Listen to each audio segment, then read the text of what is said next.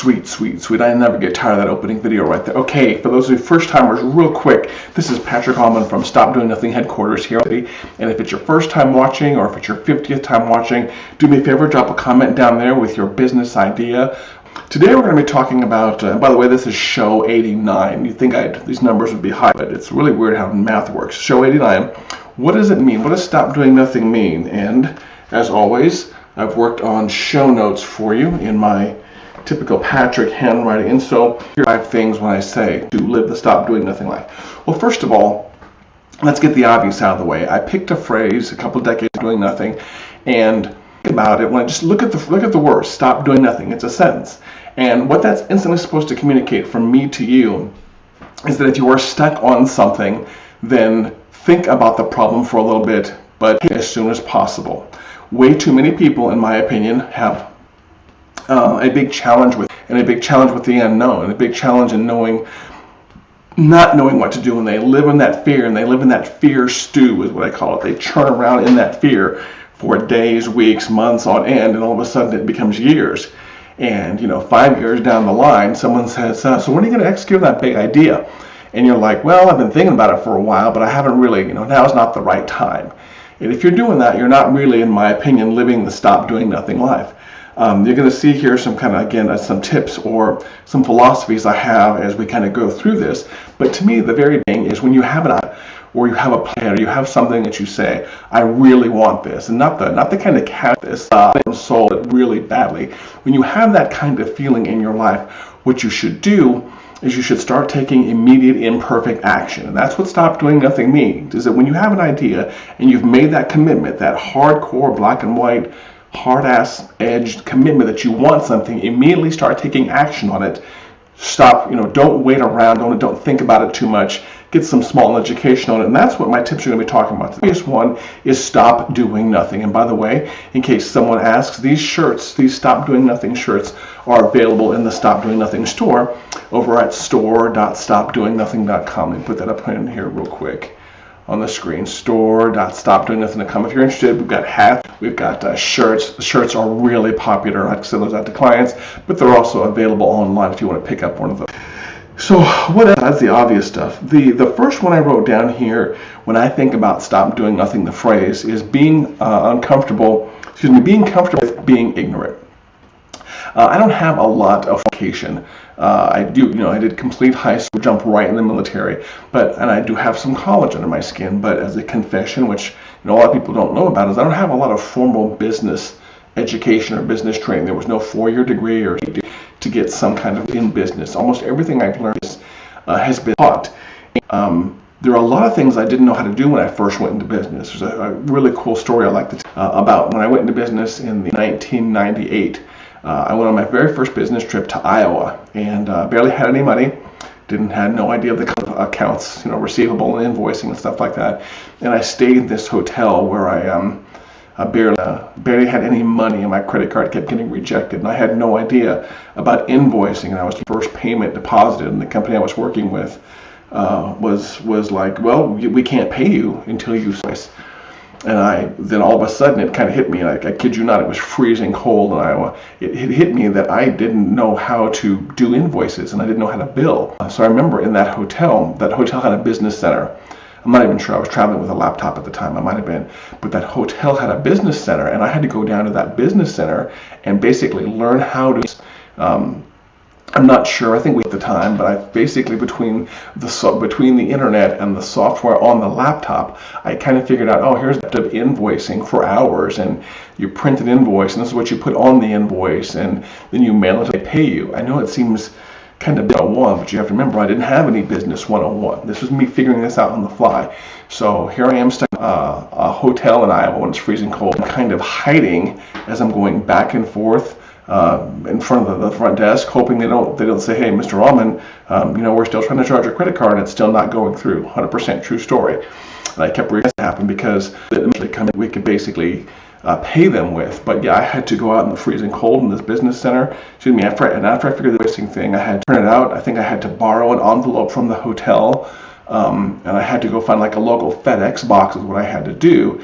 And the FedEx box, I basically had to overnight it to the company I was working for. And I kid you not, I'm at the FedEx box in this freezing cold weather trying to figure out how to basically get it in an envelope, because they give you the envelopes there. There's one of those FedEx standalone stations, and get an envelope and get paid for it. And the FedEx truck pulls out the last FedEx truck of the night. I have my timing, talking about impeccable timing. So basically, if my invoice had gone out then, it would have gone out the next morning. So I was there for the freezing cold in Iowa at a FedEx mail drop, where the last FedEx of the truck of the night picked up my invoicing. And that was my hardcore exposure to business invoicing. The whole point being with this first point is that when I went into business for myself, I seem to have an inherent comfort with knowing things and being able to figure them out on my own. So there are a lot of things I don't know. I probably don't know 80% of the things that it takes to be successful. But one of the ones I really think makes for a good entrepreneur is being basically comfortable with not knowing. So if a client springs something on me, or something new comes to work, challenge presents itself, I don't freak out. I think like the average with, oh man, I have no idea how to do that, and this is going to really drive me down over things like that. I'm pretty much, but I'll figure it out. So, whenever talks to me, or a coaching client ever talks to me and they say, do you know how to, we really need this talent or this skill, or do you know this topic for speaking, whatever it is, I'm like, nope, but I'll learn it. I guarantee you I'll know weeks out. And so I've always been very comfortable with my ignorance, if you will. I don't like being ignorant, but I've been okay with it because I know that I can pick up the skill from another person, or from a book, or reading and taking an online course, or somebody else's knowledge. So to live a nothing life, one of the first things you have to realize, and you have to be comfortable with, is being comfortable with knowing that you don't know everything. And that's not a bad thing. None of us can know everything, but what we can do is it's very easy for us to acquire that knowledge. I guess that's what we get there. So that's the first one right there. The second one I kind of have down notes that I wanted to is realizing that formal schooling can often be replaced with self-study, which is a little bit briefly what I touched on. Kind of what I touched on before, is the fact that I've never been the person that you had to pick up a lot of your knowledge. I've been perfectly capable of self-study. I never thought that sitting in the classroom learning a bunch of stuff that I wasn't going to use in real life sense for me. And so I've always been okay with self-study. I'm really good at watching videos 24 hours a day, picking up knowledge of people that have done it before me, because those are the best people in the world to learn from. I'm really comfortable with picking up a book, or going to a Barnes & Noble and just absorbing knowledge and trying until I figure it out. So if you're someone who's watching this in your life, I could go into college and acquire a bunch of debt, or start something on my own and see if it's working for me or not, and maybe I don't need the college, then maybe you consider the route that I took, which is not going into a ton of debt for college, and maybe kind of starting something on your own, because all of that college study stuff that you learn is online. It's a given. The world is Google, and so it's very easy for you to go acquire this knowledge without sitting for 8, 10 hours or 12-hour college classes and acquiring the debt. I'm very debt, and so if you have the option to avoid debt at all costs, but you still want to violently execute on a plan, then consider becoming the kind of person who's just really good at self-studying. That's something I'm particularly proud of, is the fact that I know that I'm pretty good at the whole self-study, and I can do that oftentimes without spending money on courses myself. So the challenge with that is you have to become also who's a starter, meaning you have to be the one who's willing early and stay late, and do a lot of focus kind of work, because you are the one in charge of your education. You're the one in charge of your schedule of learning particular things, and so you almost have to become more disciplined than someone that goes to college. The person that goes to college has a set time they have to wake up. They have to be at certain classes from 9 o'clock to 9:45. The next class is from 10:15. I mean, they've got for them. The kind of person that chooses to go the self-study route, completely responsible for when to blow off a week of your life and not do anything, or you can work 60 or 70 hours learning a skill. But you are 100% in charge of that when you're a self-starter. So I am not necessarily, like I said earlier, a fan of you have to go a formal schooling process to learn what it takes to run a business or to get in shape. I mean, goodness gracious, let's not even talk about it. and how much about the fitness world you can learn attending a fitness class versus fitness class, or by self-study, or by actually going out and exercising and figuring out what works and what doesn't work. The greatest people that I can learn from in fitness are the ones who have experimented a lot, made some mistakes, has worked and what hasn't worked. And I would gladly pay for that knowledge, that experience for that person versus me sitting for 8 hours a day in a college class, go in the field and actually exercise and pick up the skill that way. So that was just kind of number two. They realized that formal schooling can often be replaced with a self-starter. But again, to be a self-starter, you have to become disciplined. And one of the other things that I didn't write down here is that discipline is so greater than motivation. When you whether you watch my videos, you watch a Gary video, you watch a Tony Robbins video, oftentimes people will really get motivated and they're like, oh my goodness gracious, I see that person did that. They made $1 million last year and I want to do that. And that motivation is okay, but I can promise you that lasts for a very short period of time. You watch a 5-minute YouTube video and you're going to get riled up for the day, and then it's going to be Tuesday and all of a sudden you're like, well, I need to get motivated again. Maybe I'll watch another video. What you should learn about motivation is that it's temporary. And I often tell people, if you want to be motivated for a day, watch a video. If you want to be happy for a day, watch a motivational video. If you want to be happy time, learn discipline. So self-starter definitely requires you to learn the discipline.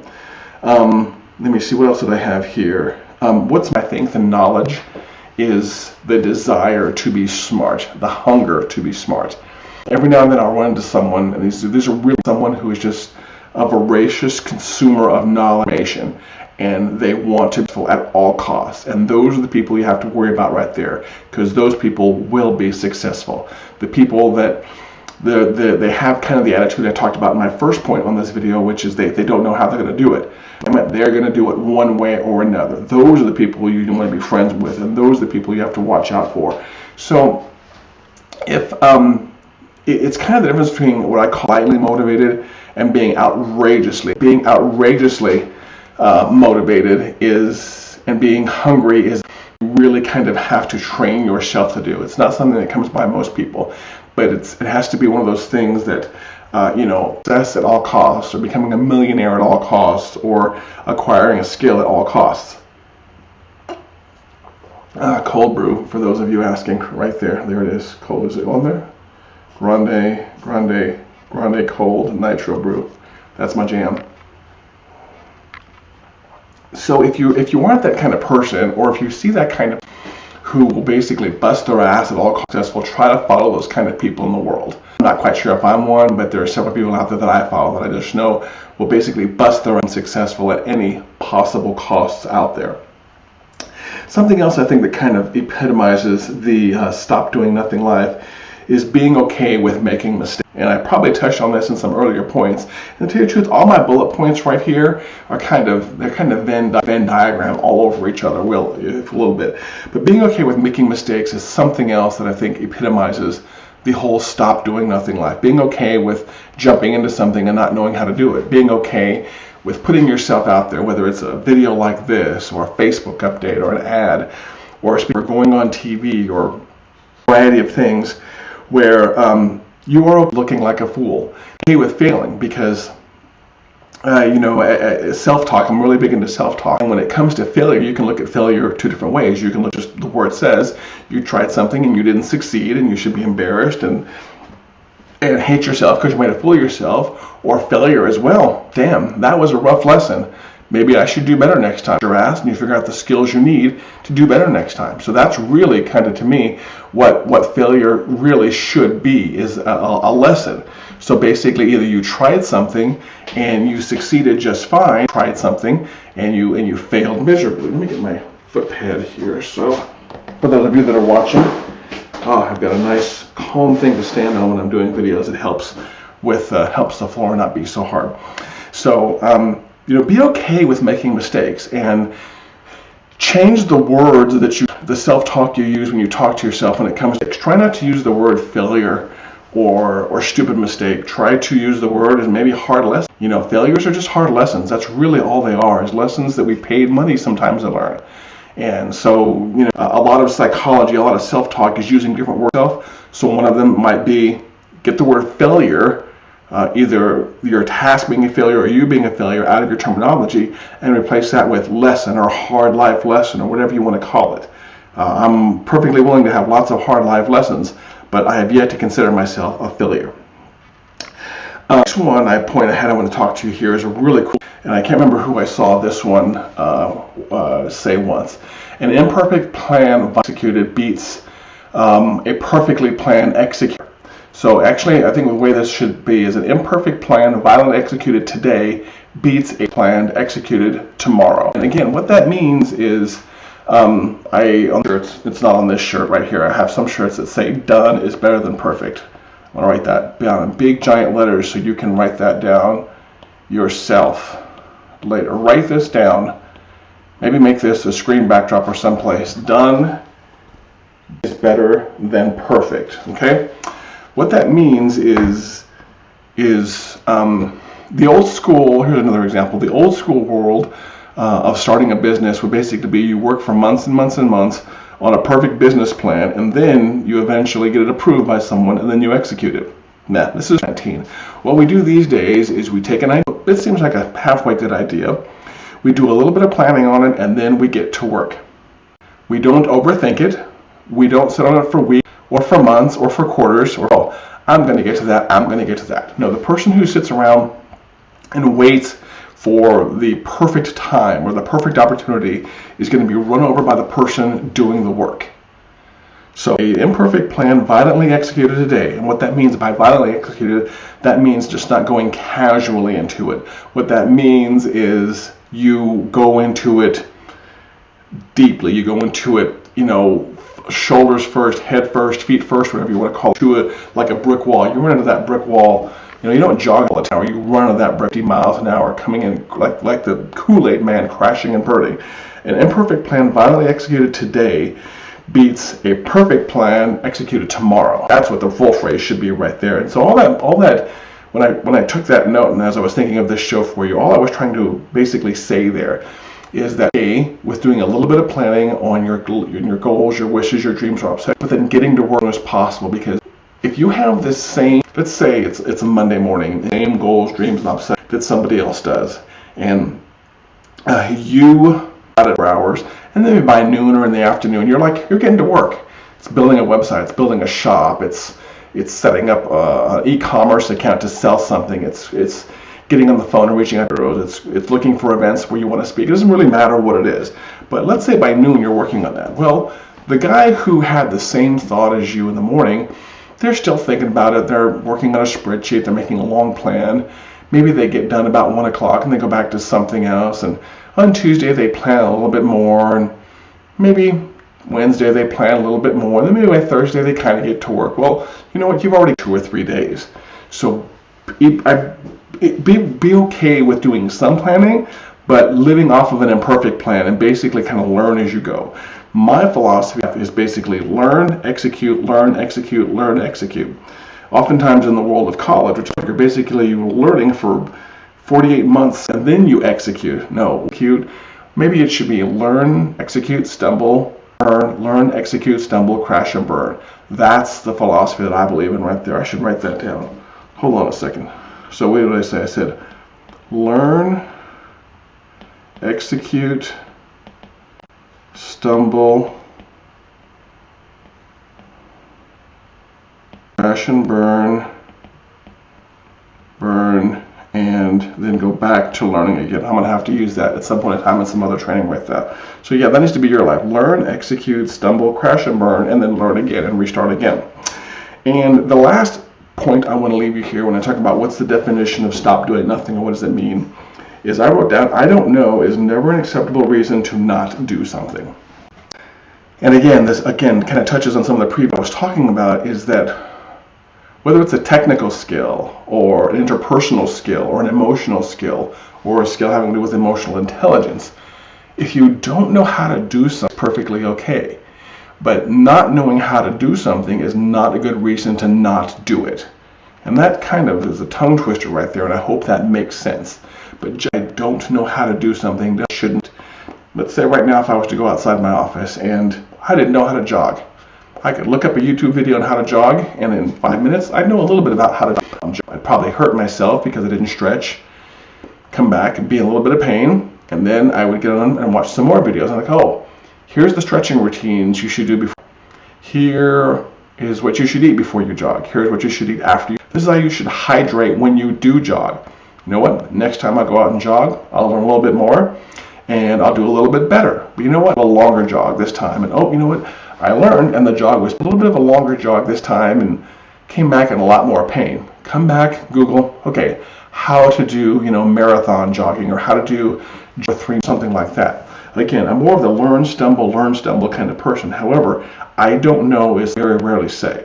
What I may say, though, is I don't know, but I will learn.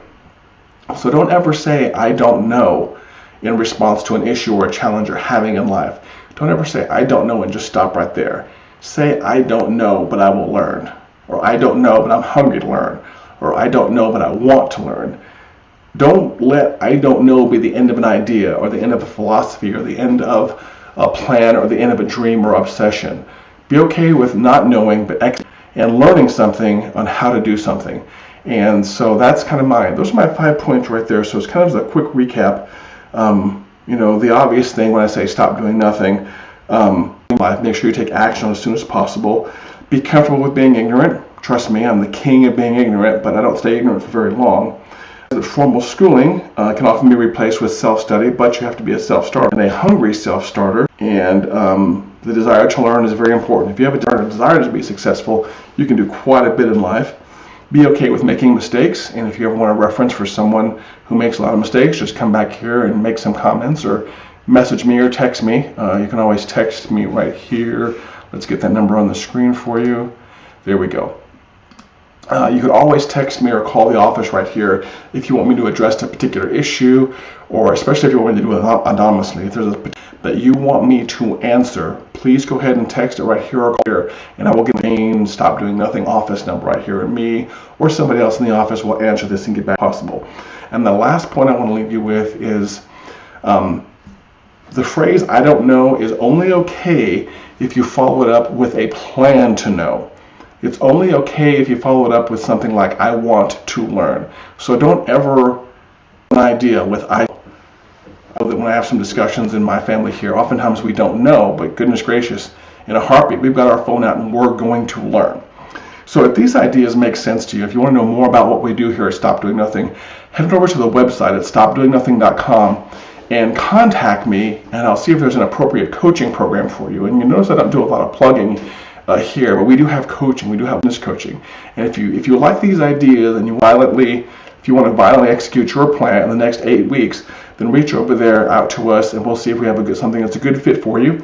And if we don't, we'll definitely tell you. But I can watch some of the other videos maybe before you pick up the phone and talk to us. We do a Facebook Live multiple times a week. Subscribe on Facebook, as obviously fan the page. Follow us over it's a big one on Instagram and on Twitter, because I talk about business and life philosophy stuff all the time. Only the people that follow get it first. And like I said, if you go back, you'll see we do multiple Facebook Lives a week. And also, make sure you subscribe to the podcast, because I take all these videos right here and I put these on the podcast. Like I said before, thank you very much for watching. Subscribe on YouTube. Take care.